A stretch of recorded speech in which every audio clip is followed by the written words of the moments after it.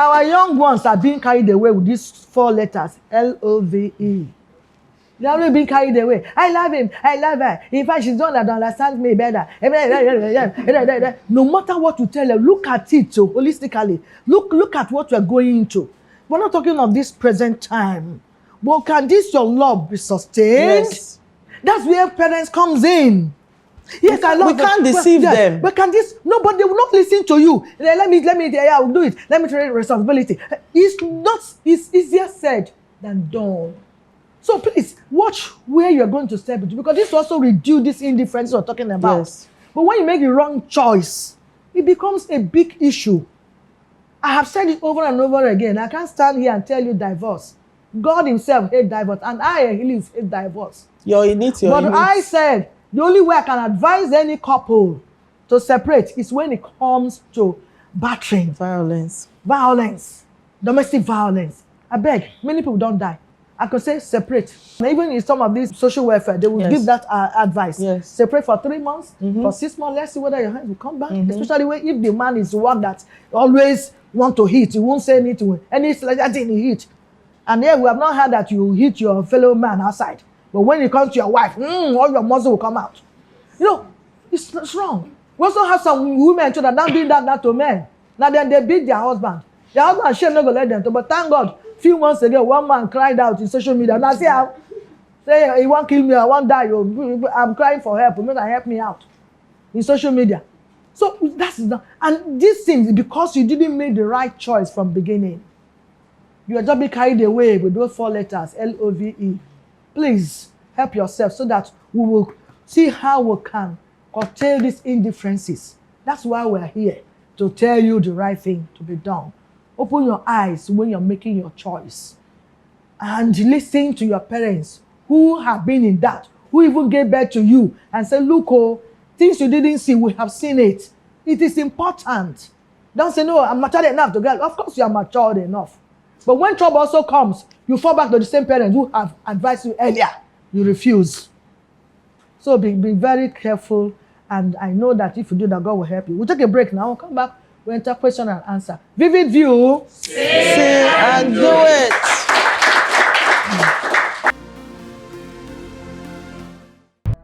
Mr. Champion, do you support couples to have a joint account in marriage? If yes, give reasons why. Thank you. My name is Zainab. My question is arranged marriage one of the indifferences in marriages? My name is Moses. How can you evaluate maturity in a relationship or marriage? Is it by dropping your opinion sometimes in the relationship, or by over time trying to make the person see reasons to accept your opinion? Thank you. Welcome back. We are still dealing with indifferences among couples and a lot of questions from the audience. So please, our guest, your response to them. The question about joint account, is it sustainable, and what is my view? For me, different things work for different people. When you say the couple should have joint account, it's not bad.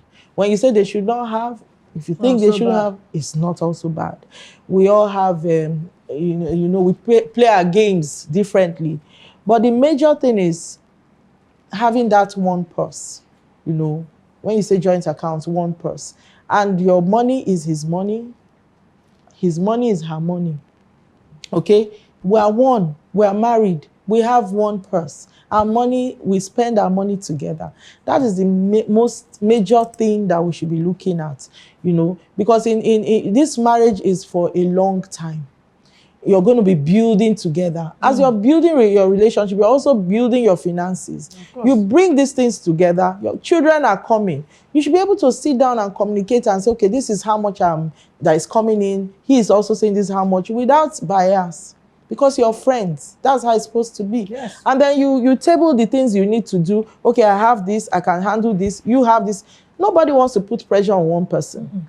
If you decide to put pressure on one person, then you're going to have issues. Exactly. The man is not meant to carry the whole thing or the whole world on his head because he has married you. Because he's the head of the family. Yes. You guys are supposed to be working as a team. So you shouldn't expect the man to do everything and then you submit his own funds to you. Like some women say, my own money is my money, my husband's money is our money. No, it's wrong.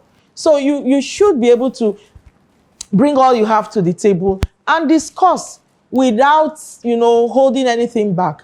But that is what is expected. But that is sometimes not what is obtainable, because the man might be hiding a part of, what is bringing in and tell you, okay, this is all that is coming in. Or she might be doing the same. So we're supposed to be sincere. And they should avoid that. It's not right. Yes, these are things that bring conflict. When you do something, see your life like yourself. See your husband like yourself. And then why will you be hiding life things? is spiritual. When you do something and you think you're hiding it, your spouse does not know. You're sowing the wrong seeds. Exactly. Life is deeper than what you see in the material world. So you're sowing certain seeds that will sprout later. So when sincerity is the first thing. Be sincere to your spouse. And be trust. open to your spouse. Yes. Both ways. And so, because do you have something up your sleeves? If you want to start hiding, I don't want him to know, I don't want her to know. It is the environment that causes these things. Because of certain pictures we've seen, certain stories we've heard, and certain kind of advice that comes from the external. Don't let your husband know everything you have. Don't let your wife know everything you have. You continue to demand. A woman, if he knows, we're demanding and demanding. A woman has told me, I've bought lands for my children. My husband doesn't know. And does she think she's doing the right thing? She thinks she's investing in the children. But that is wrong. But guess what? Why? Because she feels he does all sorts of things outside. So it is one action that gives birth to another action, But we are now talking about how is it supposed to be. This is how it's supposed to be. Transparency, 100%. So whether you're bringing your monies together and putting it in one account, or he knows what you're getting, you know what he's getting, and you people sit down and write out the things you need to do, it's fine. So whichever that works for you as husband and wife, that is just okay for us. So don't listen to, some people fail that have joint account, they failed. Yes. Some that also don't have joint account, they also failed. Yes. But let me just tell you, men, that you're only working for your wife and your children. And so if you begin to hide things for your wife, after all, you are working for her and your children. All the money you think you have. I work in the bank. Oh, sorry, I want to reveal banker's secret, but that's the truth of the matter. Many people die with huge amount of money in the bank. Their wife is not aware, their children are not aware. It becomes bank money. Wow, and is that not stupidity? So men think, if I tell my wife, she'll make a lot of demand. If your wife made demand, the money is still with you. No, I'm not going to spend this for this reason. This money is for men for this. And simple. She has to agree and understand. But you will not say, okay, is it because I told you how much I earn? If you start this character, I won't tell you again. She just maintain. Simple as that. Give her reason why you should not spend your money frivolously. Give her reasons.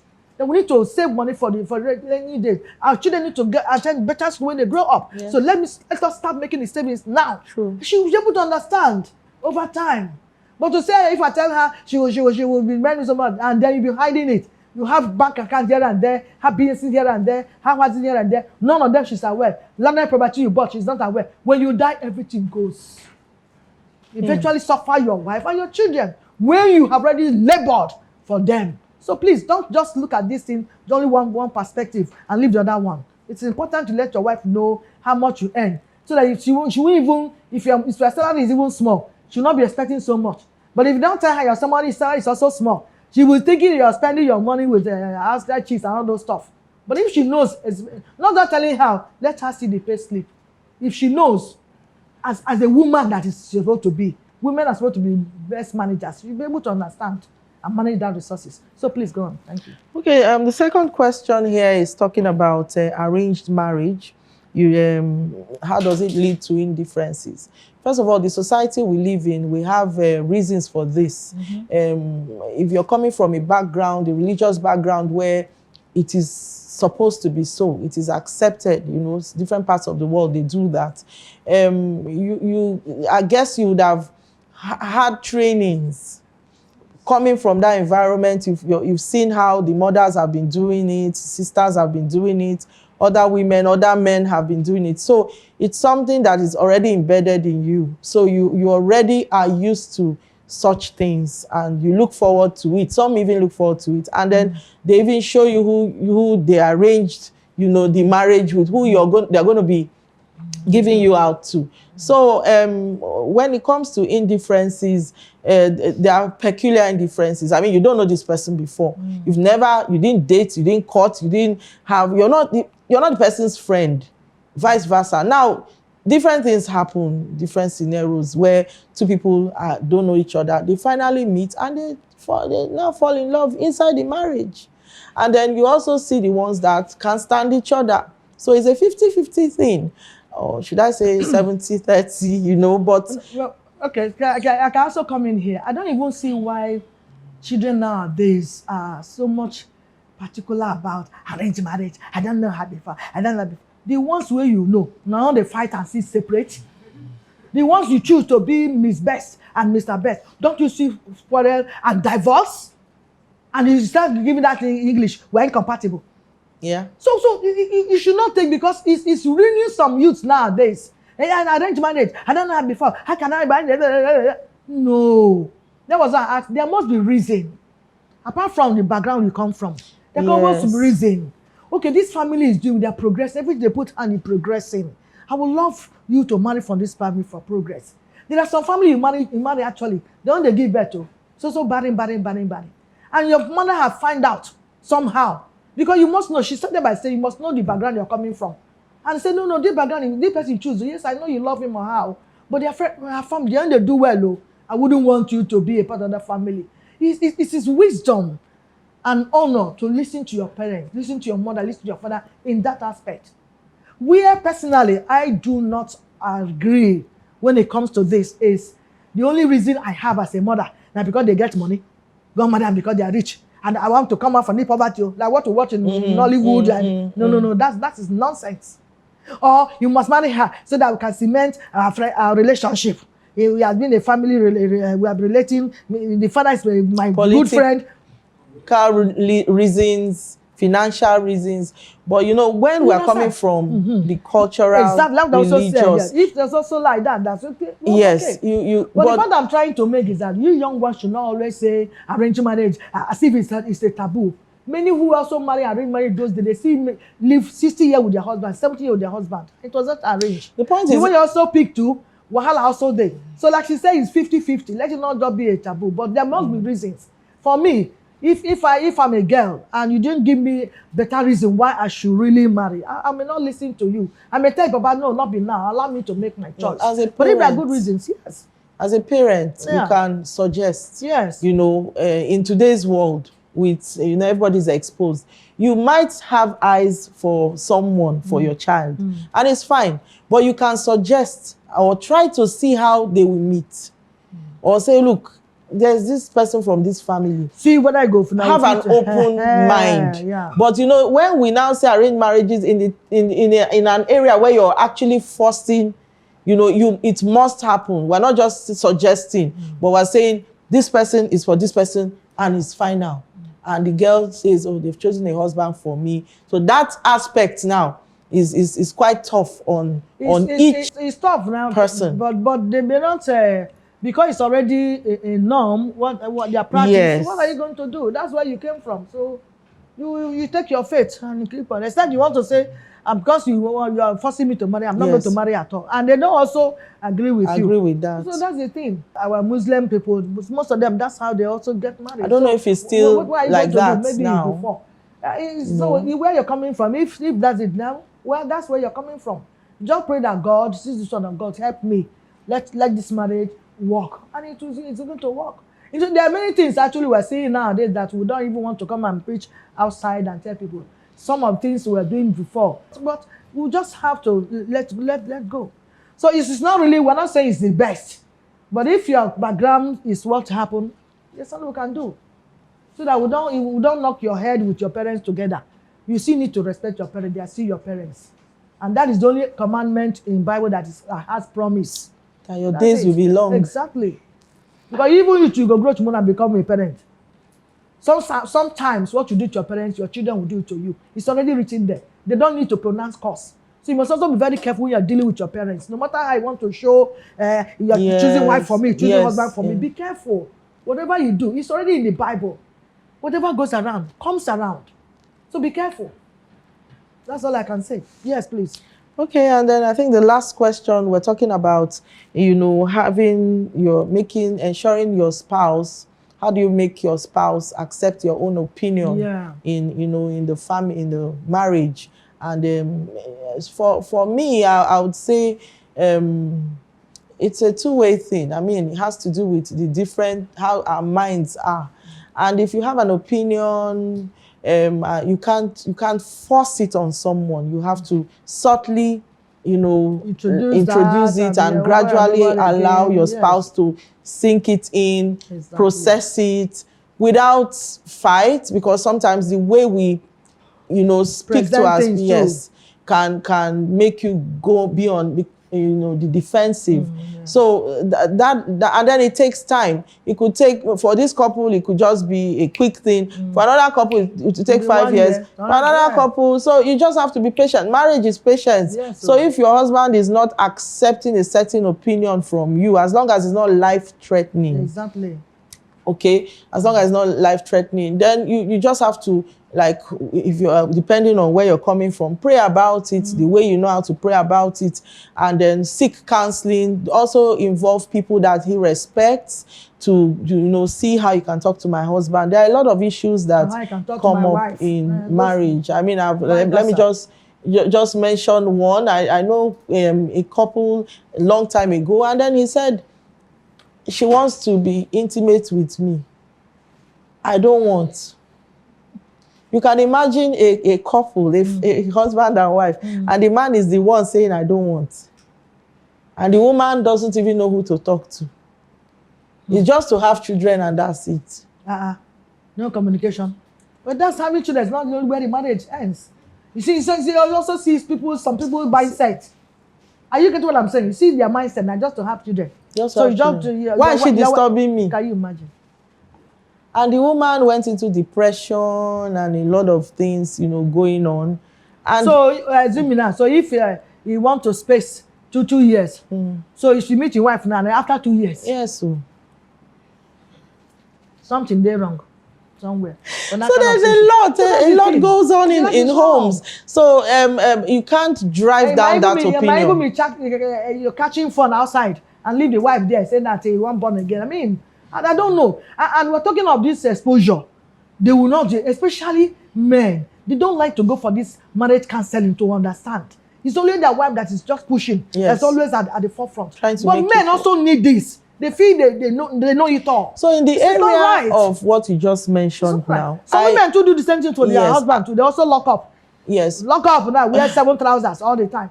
So it's not right. I also want to suggest that, before people, a lot of times you see where women, sisters, are giving a lot of counseling on how to be a good wife, a good mother, before they even get married. But most of the time, the boy child is overlooked.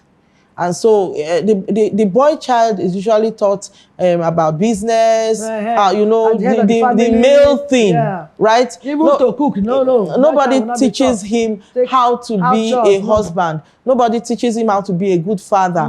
And then he just enters the job and starts learning on the job. And then he picks what where he's coming from, what his father did. So it's like the marriage seminar is always for ladies. For ladies. We should come for marriage seminars. We should focus on the boy child today, so that they can have trainings and information. It's not business as usual. The world has changed. Honestly. So we must be able to focus on them to be able to have a better marriage, because it takes two to tango. I think our religious leaders should look into that, really. Yes. When you're organizing seminar, let it not be only for males. Okay, if you want to do for males alone, okay, do for females. So then at some point, bring them together. Yes. Young ones, both the male and female, so that they ask questions where they're able to know what to. I think you make a very salient point. Even you really have to look at that. I've been invited to a male fellowship Okay, that's good. That's good. to speak. And Okay. I was like, what am I supposed to? But by the time I finished, I was talking about the man knowing himself, his purpose in life. Exactly. Because until you know yourself, you know where you're going, before you can now even get a partner Exactly. that can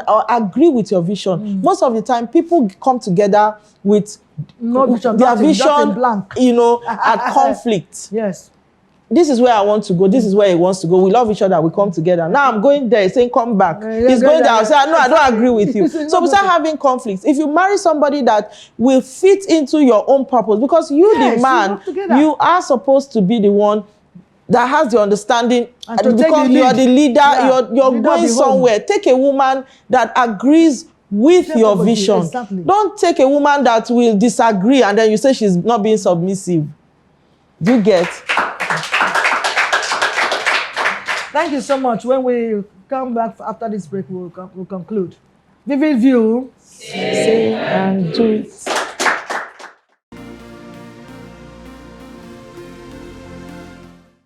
Welcome back. Your parting words. Parting words. Marriage is a beautiful thing. Marriage is an institution from our Father, from God our Father. And so it is good. It is wonderful. It is not the world's view, what the world is saying about marriage. The world is trying to change the narrative, but we hold on to the narrative of our Father. We are using the word view. And what is the word view? When two people come together, they procreate, they multiply, they bring light into the world. We are the light of the world and the salt of the earth. So let us hold on to the word view, not the world view. Thank you.